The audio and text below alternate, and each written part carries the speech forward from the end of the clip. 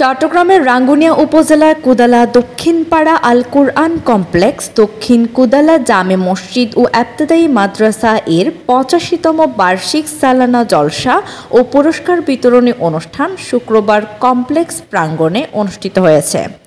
কুদালা আজিজিয়া কাসেমুল উলুম মাদ্রাসার পরিচালক হযরত মাওলানা মুফতি আব্দুল কাদের আমন্ত্রিত মেহমানবৃন্দ হিসেবে ছিলেন হযরত মাওলানা এমদাদুল নানুপুরি, মুফতি জসিমউদ্দিন মিসবাহ, হযরত মাওলানা আব্দুস সত্তার ইসলামাবাদী, হযরত মাওলানা ফজলুর রহমান বয়ানী।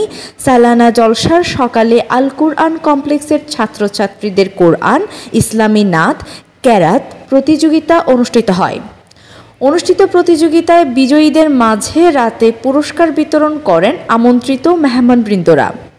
এদিকে দুপুরে আল কুরআন কমপ্লেক্সের নতুন ভবনের ভিত্তিপ্রস্তরের উদ্বোধন করেন জামিয়া ইসলামী বাইতুল হুদা ফটিকছড়ির প্রতিষ্ঠাতা পরিচালক হযরত মাওলানা এমদাদুল্লাহ নানুপুরি।